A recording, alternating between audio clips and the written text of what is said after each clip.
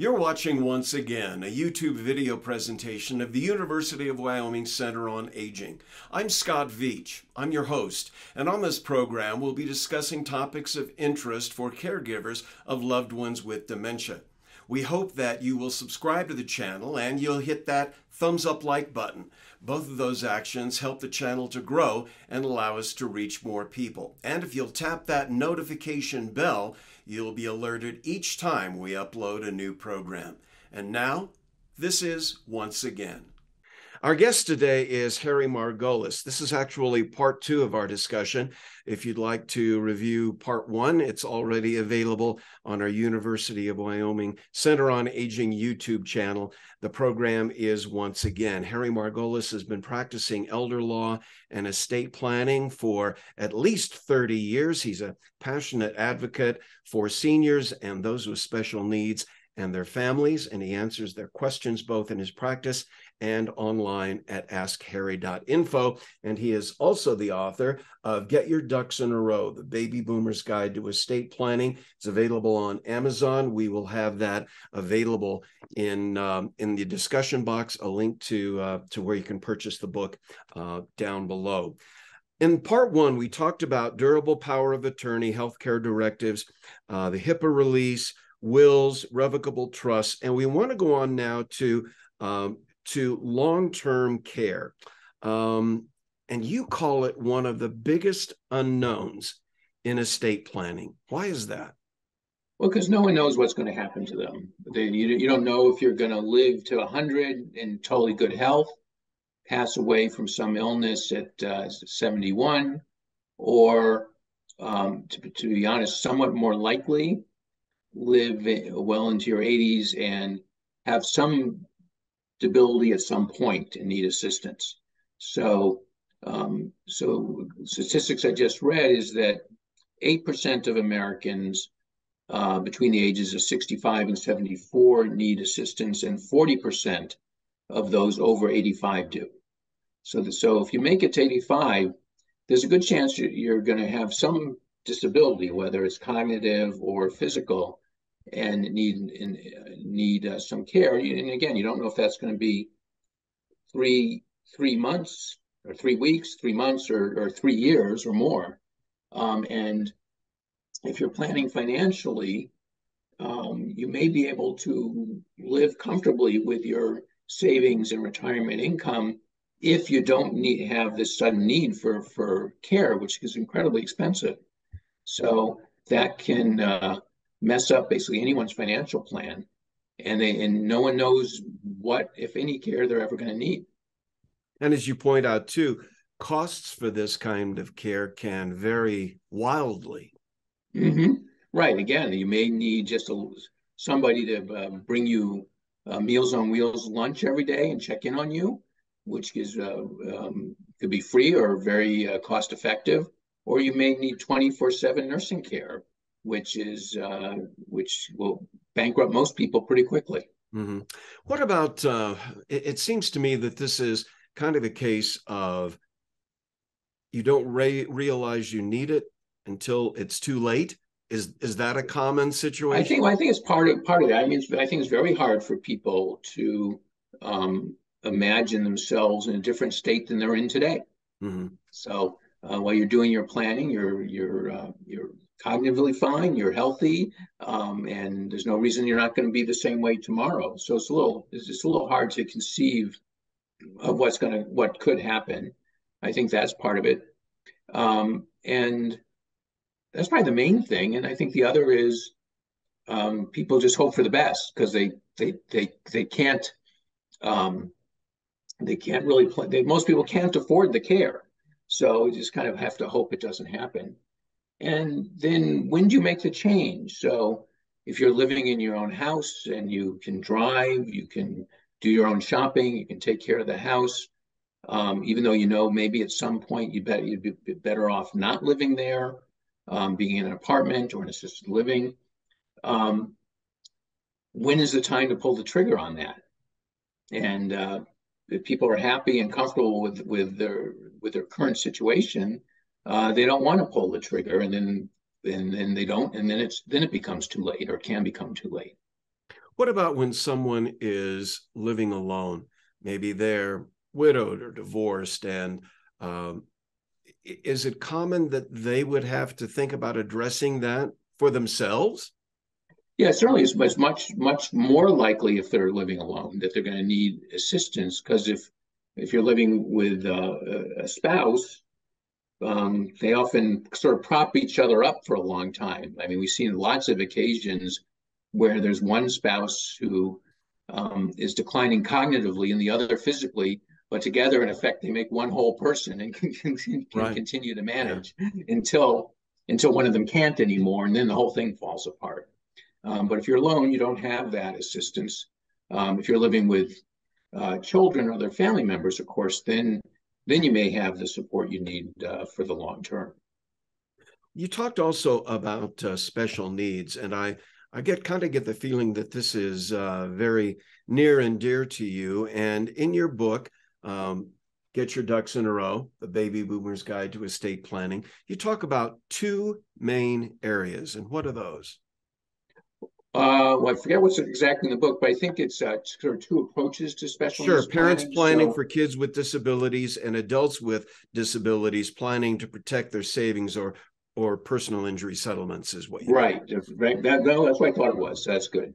So one is usually parents or grandparents planning for a child, and the other is if you have funds yourself and you get injured, or often what happens is people get injured and then they win a lawsuit, and But can it also be someone who's just received a terminal diagnosis? yeah, that's probably less of a case just because they're less likely to bring in a bunch of money, and they're probably unfortunately not going to need care for so long. Mm-hmm. Um, but the um, but the planning for a child or grandchild, at least you don't have the time pressure, but it's something important to get done. And there's and the law is pretty good in allowing the creation of a special needs trust, which is important, really, so that there's a trustee who can manage whatever you're leaving for that child or giving to them, and the trust can be set up so the child can get the benefit of state and federal programs such as Medicaid and supplemental security income and subsidized housing, and still have the benefit of the trust. So that's known as a third-party special needs trust. And we really urge all families who have a child or grandchild with special needs to set one of these up. And one issue often is how to fund it, because the family may not have a ton of money, and they also may have other children, and they want to be fair to everybody. And one thing we often recommend is looking into getting life insurance to fund the trust, life insurance on the parents. And it's often possible to get pretty inexpensive term policies, or to get second to die policies that only pay out when the second parent passes away, that they're also less expensive. And sometimes it's something that grandparents may be able to help with. So they may actually pay the premiums on the Hmm. insurance as a way to contribute. So that's something that I think can be often very useful. Now, it's very different. The rules of these benefit programs, Medicaid, SSI, and subsidized housing, are very different if it's your own money that's funding the trust. So if you get injured and say you get a large sum as a result of a personal injury lawsuit, you still may need the benefit, especially of Medicaid, to pay your health care needs. And if you have the funds in your own name, you lose Medicaid. So, and then you have to buy private insurance, Right. which often doesn't provide the same level of benefit of Medicaid as Medicaid does. I don't know about Wyoming, but in Massachusetts, for people who are disabled, there's a program called personal care attendants, which is vital for lots of people, and it's covered by Medicaid. But if you were trying to replace it privately, it would be exorbitantly expensive. So so you can also use a trust for this purpose, but it has to be under a special safe harbor in the Medicaid and SSI rules. It's often known as a D4A trust, or a payback trust, because it requires that when you pass away, if there are funds left in the trust, it reimburses the state for its Medicaid expenses on your behalf. So it's a sort of a trade-off. You get Medicaid while you're alive, but you have to reimburse the state if you haven't used up the trust, which I think is not unreasonable. But Mm-hmm. anyways, you can do that special kind of trust, or there's also something called a pooled disability trust, or D4C, and this D4A and D4C just refers to the statute, where a nonprofit will run a trust for lots of different beneficiaries.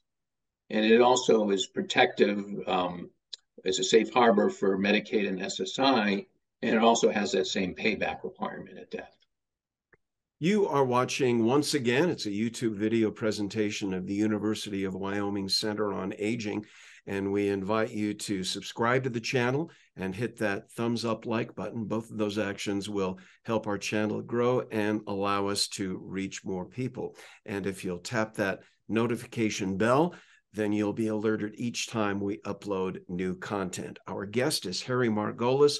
He is the author of Get Your Ducks in a Row, The Baby Boomer's Guide to Estate Planning. And we should mention that we are not offering legal advice here, but rather we're discussing topics that we think could be of interest to caregivers of those with dementia.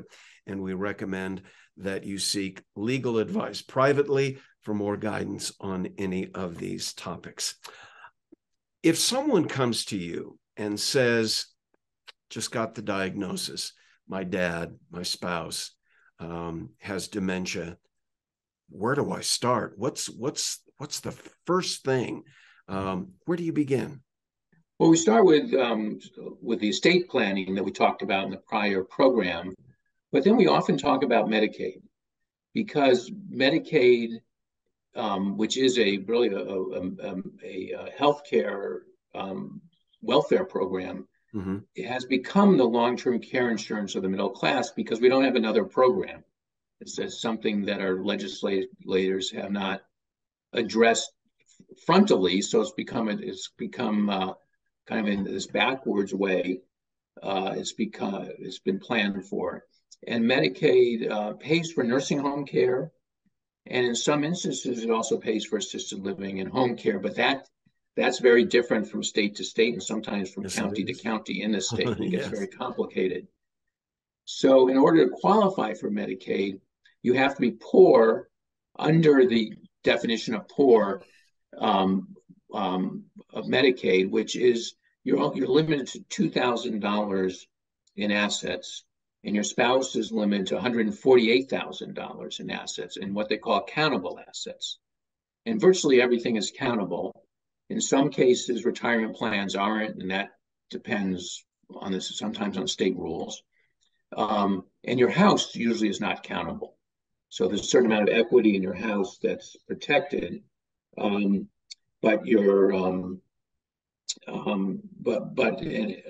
most people's equity in the house doesn't exceed that limit.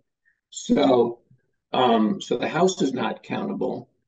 And if you're married, there's often a lot of things you can do to protect assets, to protect the healthy spouse. So even if they have more than 148,000, you can transfer the house into their name. They can often buy an annuity to protect excess assets. So there's often ways to protect the financial stability of the healthy spouse, while the unhealthy spouse, if they go to a nursing home, can get Medicaid benefits. That's much harder to do with if it's a single person. And so people often set up irrevocable trust to protect assets. And they can put the house in it, and they can put other assets into the trust. But if they do that, there's a 5-year waiting period. So if somebody already is disabled or has dementia, depends on where they are along that, whether or not they're likely to be able to wait out the 5 years, because you have to wait 5 years before you can get Medicaid, even if you have spent down to the $2,000. So that's called the look back period or transfer penalty.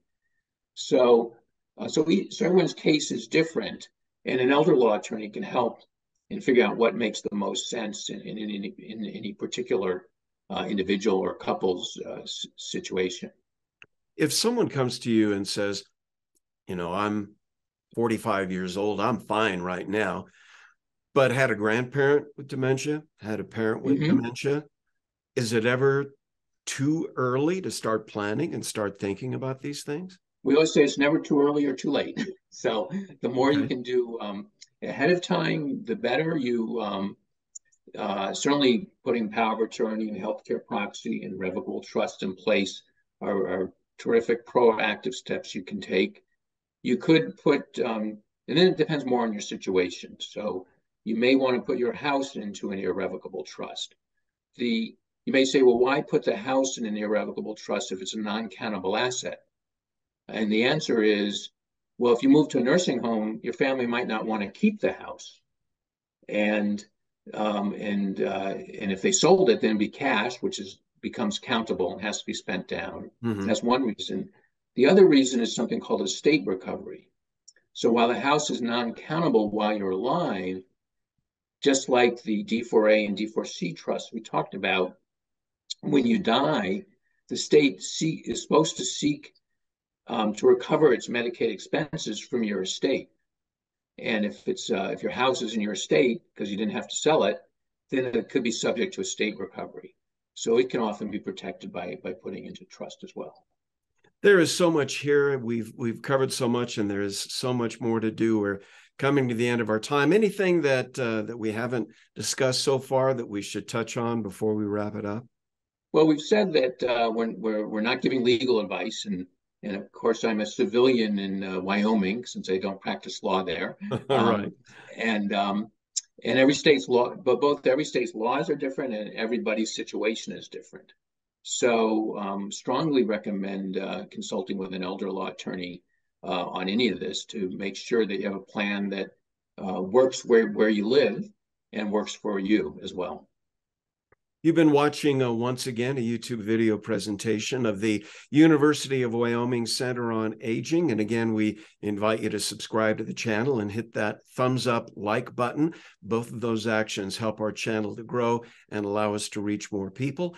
And we also want to tell you that if you will tap that notification bell, you'll be alerted each time that we upload new content. Our guest has been Harry Margolis. He is the author of Get Your Ducks in a Row, The Baby Boomer's Guide to Estate Planning. It's available on Amazon. We will have the link below down in the discussion box.